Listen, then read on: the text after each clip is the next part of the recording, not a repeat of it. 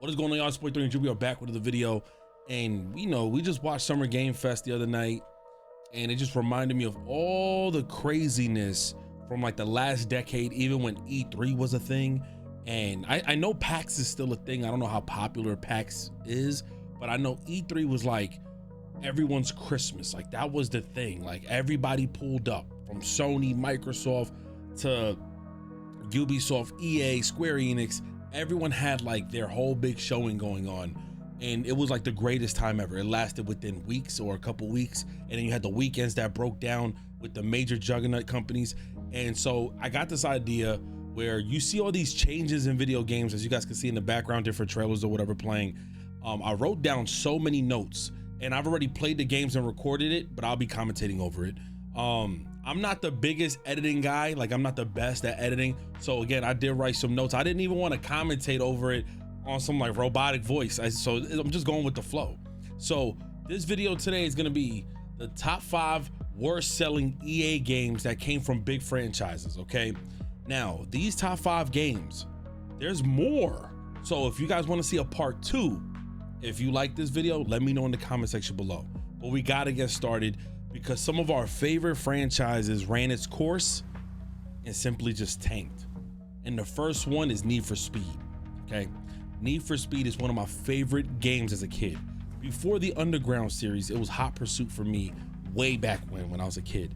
And so when Underground first launched, that was a whole new taste for Need for Speed. And honestly, Need for Speed Underground 2, I used to hate that game. I tell my chat that all the time. It was up until like years later, I went back on it and I said, man, honestly, this is a fire approach. But the game that sold the most for Need for Speed franchise was Need for Speed Most Wanted. It was about 16 million copies. Mind you, the early 2000s birthed a genre of waves, and EA was a part of that.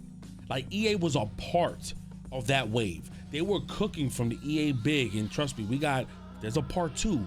You'll be surprised at what really tanked from their end for EA big. But there's so many games that EA brought out that I'm shocked that we love so much, you'd be super surprised sold so bad. And this game right here is Need for Speed Heat. Turn off the engine. Step out of the vehicle.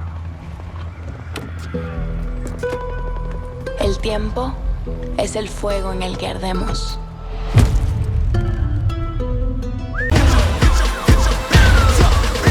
If you catch fire, run. You'll burn faster. Need for Speed Heat, out of all the Need for Speeds, sold the worst. And I think it's very close to even Unbound. I don't know if maybe Unbound today got better, but Need for Speed Heat at some point was reported to only sell 1 million to 2 million. Where we at today in gaming, I don't even know if that's projected to be good or not. Especially if your game is on multiple platforms, you do special deals all the time. I think these subscription services kill sales momentum. I don't know, because remember we got EA Play, and then Microsoft got their little deal with them. I don't know if that kills it. But Need for Speed Heat, I played it and I'm like, damn, how did this game sell so little? Was it because they had the microtransactions at that time, or was Payback when they went crazy with this pay to win and you was able to buy engines and stuff like that through a paywall?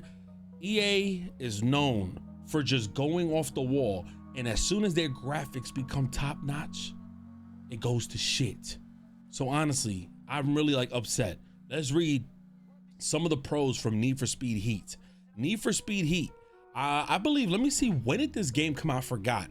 But it says stunning nighttime visuals and customization options, open world racing with a lot of content, and solid handling and racing physics. They try to go a little bit realistic with it. A lot of people definitely enjoyed it. The mod community really cooked up with Need for Speed Heat, and it kind of gave it some longevity to where it's still being played today.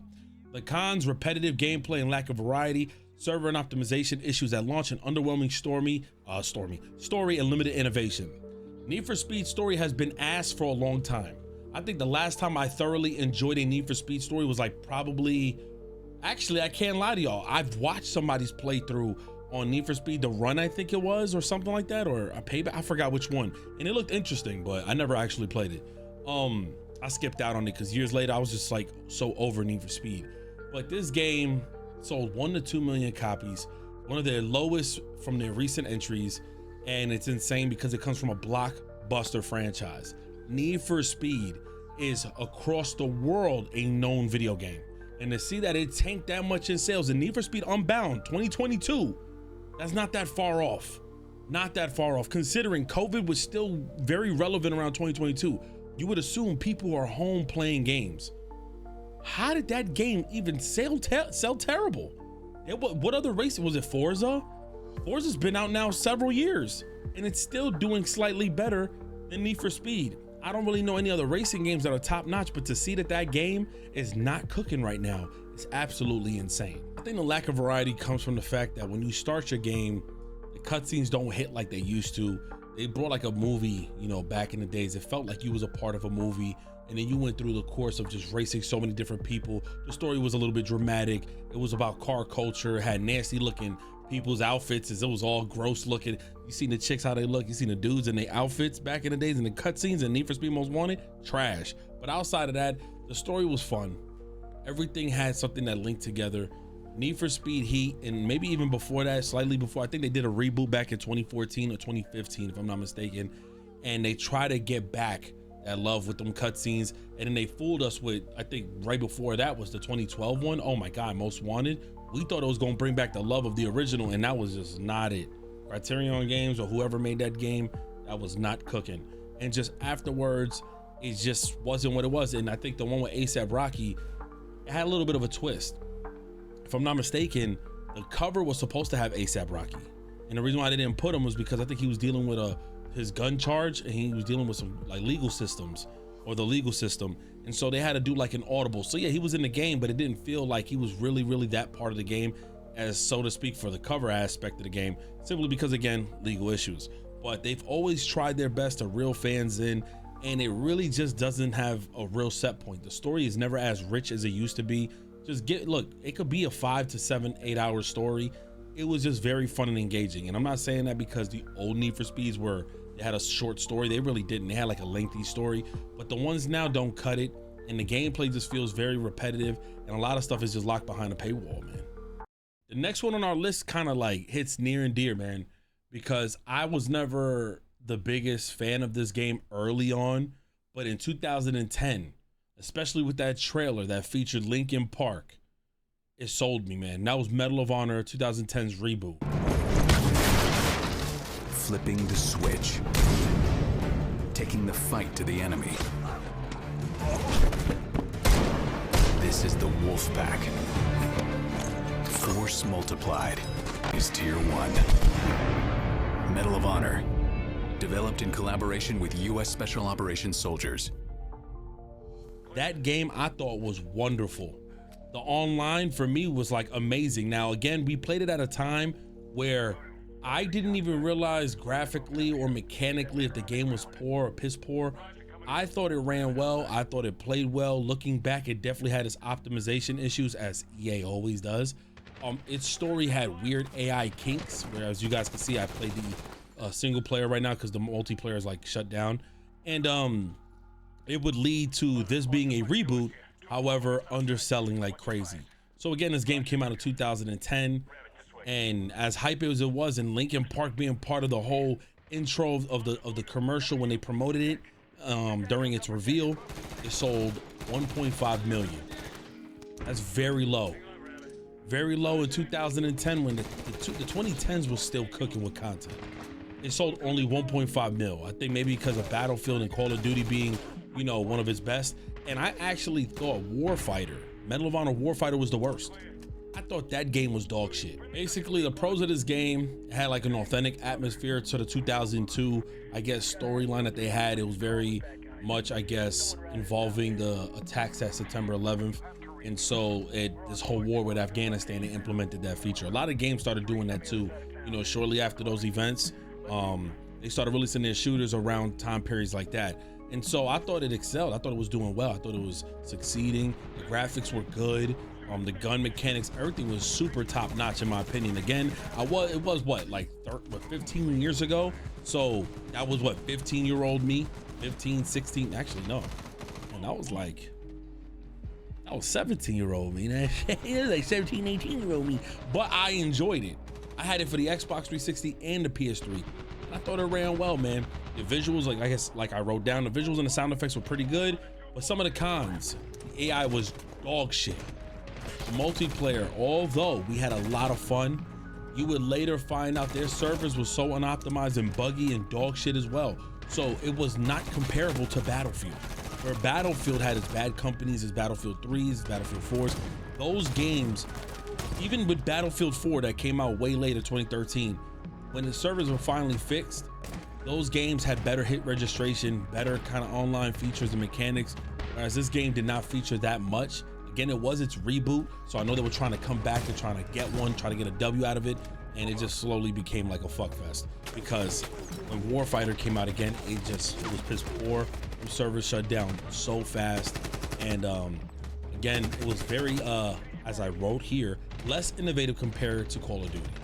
Call of Duty was at its peak right then and was killing it, and ain't nobody was really trying to host no damn Medal of Honor tourney. Nobody was really trying to put that up there.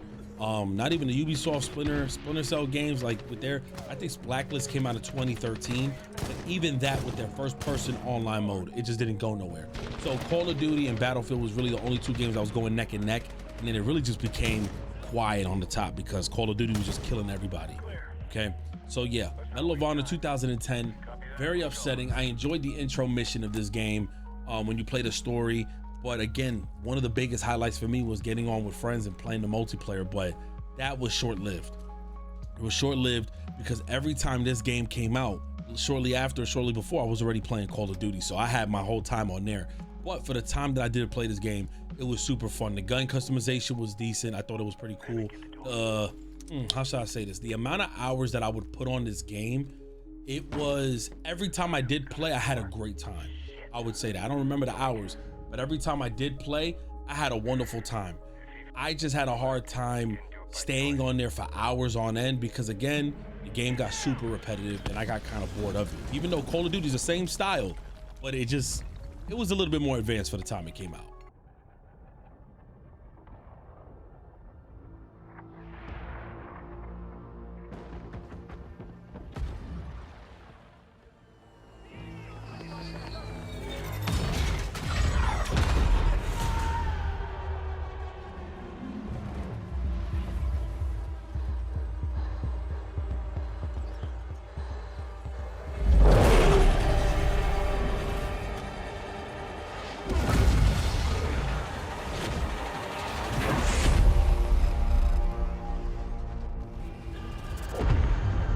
Oh man, dude, this one right here, you see me playing some of the multiplayer right now, y'all know what it is.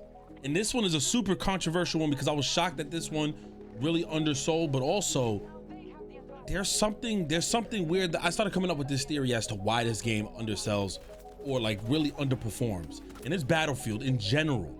That's why they're working on this new Battlefield now, and they're trying to bring it back to the old days. They're trying to get the community involved and just like cut it, man.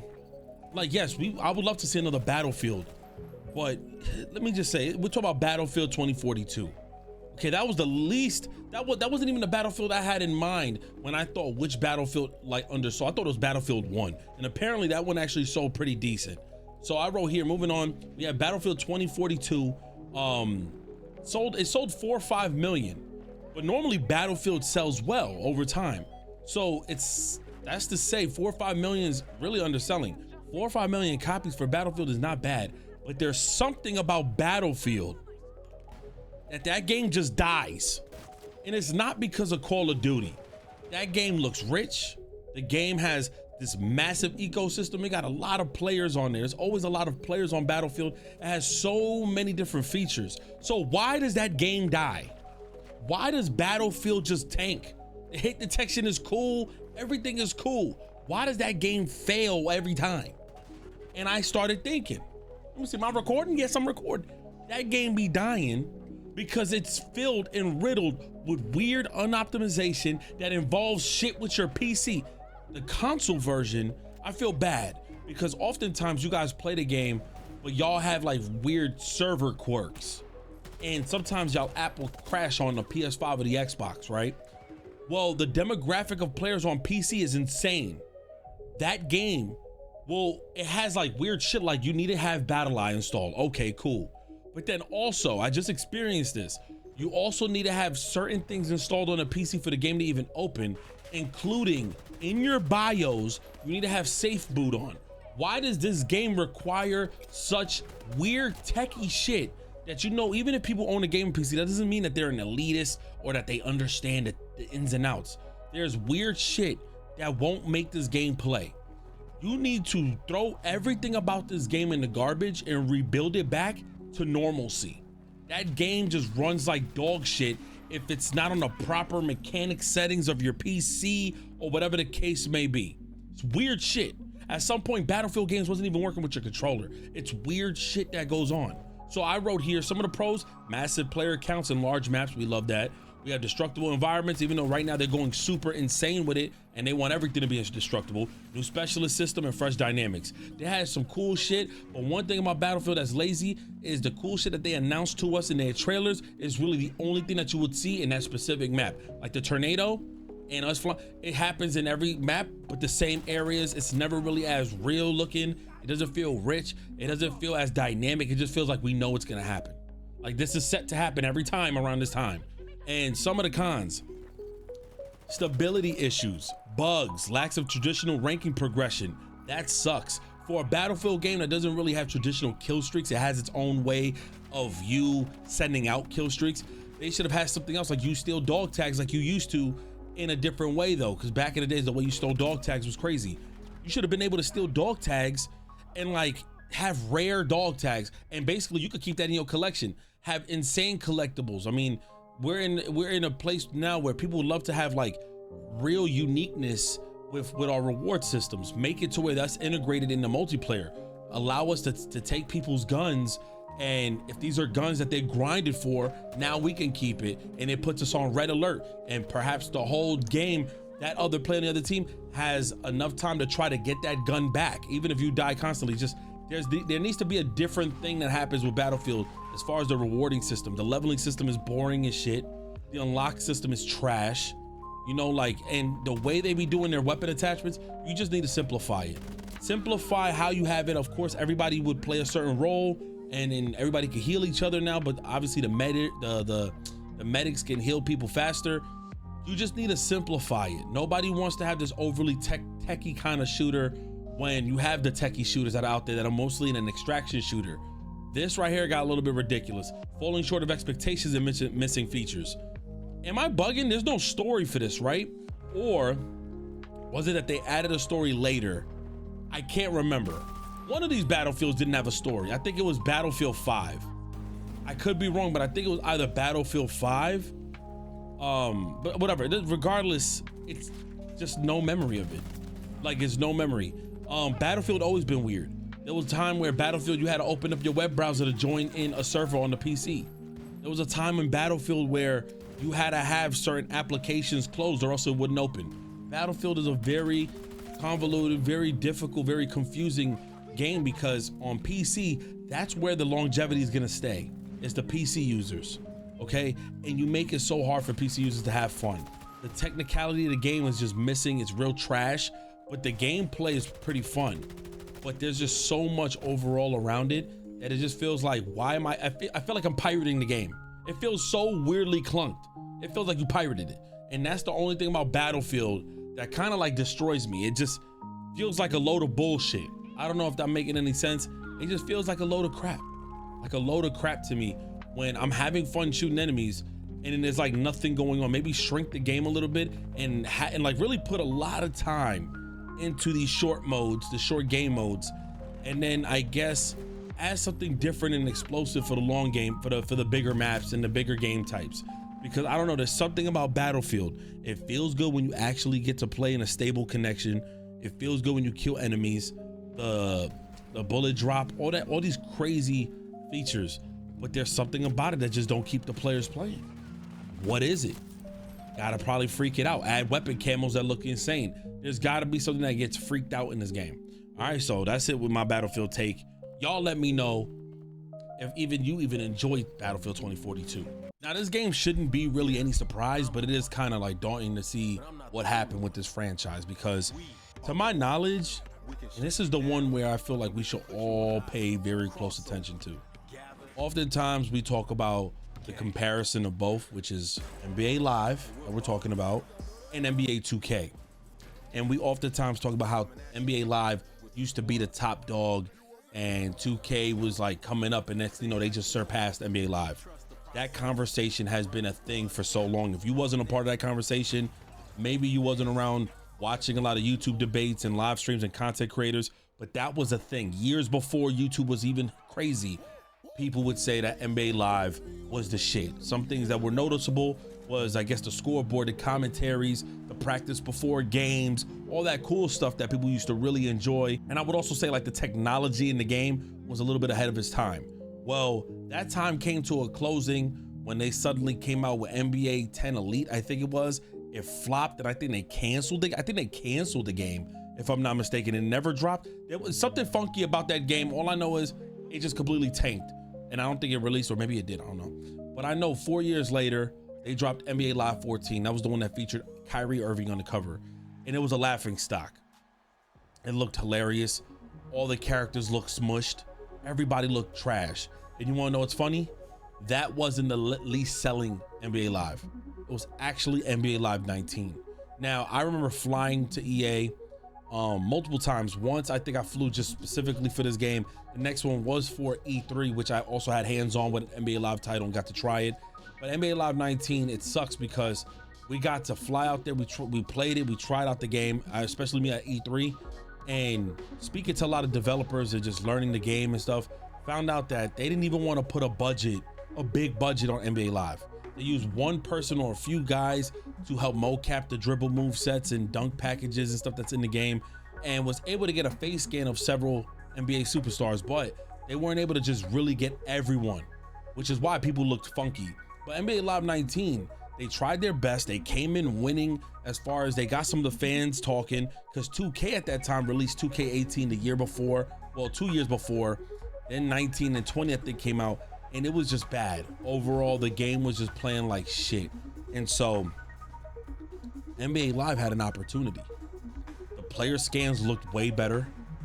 And I think the problem with that game was it felt like nothing was together, meaning you had a crazy dunk package that was followed up with a janky dribble, that was followed up with another janky like hezzy or something, and nothing ever felt like it was in smooth like action. Like nothing felt like it was together flowing. It felt like they built the game off of just individual mechanic parts and put it together. And so you would just do dribble move sets and everything felt like a little clunky. The game still played decent, but it was never to the level like NBA 2K. And for that, this game sold under 200,000 copies. 200,000 copies under that. And they did not come back to making another NBA Live since. That's nothing. That's nothing. GTA sells over 1 million copies a year 10 years later. Like, that's nothing. The game was fast-paced, arcade style a little bit, which we liked. Innovative dribbling and animations. They had like their own featured tech, which was pretty cool. Good player customization. They had some decent player customization. The brands in the game was cool. The theme of it, traveling around different places, was cool. But some of the cons, them graphics was outdated. Meaning they had the face scan features and they had the overall presentations look great in screenshots, but the graphics nonetheless was way behind 2K. Way behind 2K. It felt like as if they dropped, it's almost like NBA Home Court to like NBA Street. It was weird. Limited game modes and presentation, so they had a lot of stuff there, but not much to in depth to where we can go in and really see what could have been a possible great NBA Live game. And I think that's part of the budget, you know? Bugs and sluggish gameplay at times. So the way the bugs were and the sluggy gameplay, the gameplay felt like it was part of 2010 or part of like 2005. The gameplay was very behind as far as like once you shot the ball and moved a little bit, but the game overall looked decent. It was very repetitive, janky, buggy, and the player base died instantly. I think people only really made videos to get views on YouTube, but we all kind of knew that game was coming to an end. All the features they had were great ideas, and 2K definitely stole a few. Allegedly, they took a few ideas, but they just never was top dog. It was never top dog when 2K finally came back.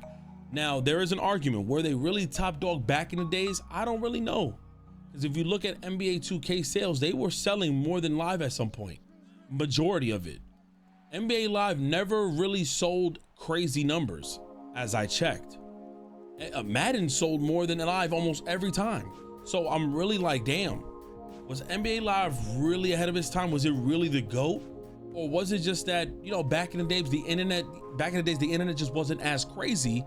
And back then we just went off of Game Informer, G4 TV, and whatever we was like at the time into. So I don't know, you know, that's y'all call, y'all let me know, but under 2,000 copies, that's a disaster.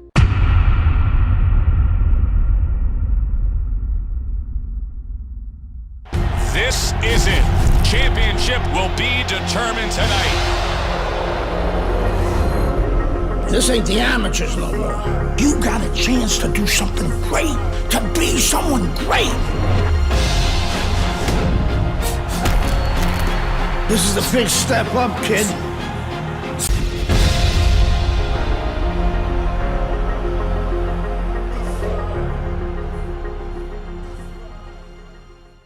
I had to sit closer for this one because this one right here is going to cause a whole argument in the chat. Now, I've played Undisputed Boxing. I enjoy it for what it is, but it got a lot of bullshit in it. We know it needs a lot of fixing, but people like to sit here and say Undisputed Boxing is not as realistic. Oh my God, it would never be like Fight Night Champion. Let me tell you something. Fight Night Champion was one of their most arcadey boxing games that at the time, it sold around 900,000 to 1 million to 1.2. That is terrible. Fight Night Champion to this day is regarded to be one of the best sports story mode games that we've ever played. And one of the best boxing games that we ever played. But to the masses, it undersold. That's why I say these arguments, these statements, go back, this game sold like shit. Fight Night Round 3 was its peak. And I think right before that, Fight Night Round 4 kind of went down, and Fight Night Champion sold the worst out of those games. It sold now, 2025, around 2 million copies. That's terrible. Fight Night Champion, the game that's regarded to be the best boxing game out of the franchise, sold the least. And I'm not talking about Fight Night back in 91. We're going based off of the games within the times of like 2005 and up. That's bad. And it is bad because when you argue with guys who play like Fight Night Champion, they try to compare to Undisputed, because my chat, people randomly was coming to the stream saying that Fight Night Champion was better. It's all debatable. The game looked beautiful and still does to the time period that it came out. It came out what, 2011, and still to this day holds up in graphics. The physics of the game, everything feels great. But it was an arcade boxing game. You could spam fest in that game. I threw almost 1,200 punches with Pacquiao. It was disgusting. I was spamming punches with Mike Tyson. That game was arcadey and you could abuse the system, but it had an amazing story mode. An amazing story mode. I loved it. One of my favorite sports story modes ever. Now, as I said here, this was a fan favorite, but one of the least successful in recent years. Again, selling over, well, shortly under 2 million copies, 2 million. The pros of this game was that it was excellent mechanics, realistic boxing physics. Even though it has some arcade to it, it added some realism. If you overly spam, I can knock you out, flash knock you out. So many realistic approaches. If I could bruise you up, depending on where I'm hitting you, it could really take it there. And also the physics in the game, when you hit the body punches, you see the body jiggle. Like that time, it was crazy. You also had deep career and story modes, visually impressive and detailed character models. For that time, we were super impressed. Some of the cons, lack of a sequel. We wish we could have gotten a sequel because it undersold. They went a different direction. Shortly after, ended up buying the license to do UFC. And this is the kind of thing that happens when people sit here and be like, oh, I don't know why they don't make another Fight Night. Why would it? It's because people weren't supporting boxing games around this time. And it just undersold. Repetitive animations, lack of diversity, limited online multiplayer options in later years. Later on, we wanted to see if we could do so many different things in that game online, but there was still limited and barely anybody was playing unless you was in the lightweight, playing as Pacquiao or Cotto. I think it was welterweight or middleweight, whatever. Or playing motherfucking heavyweight. And not only that, one of the biggest cons about this game, in my opinion, this is random, was that the two most important boxers in the game that had like their special variants, I think it was Baby Bro, how the hell did I forget his name? I just played it. Bishop, Baby Bishop, and I guess his grown, and I guess Bishop's grown version, his other brother. Why the fuck were they locked behind Dr. Pepper caps? You can no longer get them, not even through a mod. So with that being said, it was trash, man. And again, has stability issues. EA always suffered from stability issues. So there you have it, bro. EA's worst selling games that came with some pros and cons, it ran its course, and hopefully when they do bring these games back, they bring them back with the most heaviest of content and love, because these shits were trash later on. Fight Night Champion wasn't trash, but it undersold so much, they cut that life support short. You can still find online lobbies, but people spam insane. They did not dominate in sales, but they all equal out to offer a crazy memory for everyone. Need for Speed Heat people still love. People even be asking me to play the story mode for Need for Speed Heat. I don't understand why. Also saying, hopefully you enjoyed this breakdown. Make sure you guys hit that like button. If you guys want to see me do a part 2, or maybe do one with Rockstar or Activision or whoever, you'd be very surprised which games from which company undersold from their most biggest franchises. Okay, I got a part 2 for this one if you guys want, because the EA big games, you'd be super surprised. Hopefully you guys enjoyed this. Love y'all, and until next time, peace. We'll be back.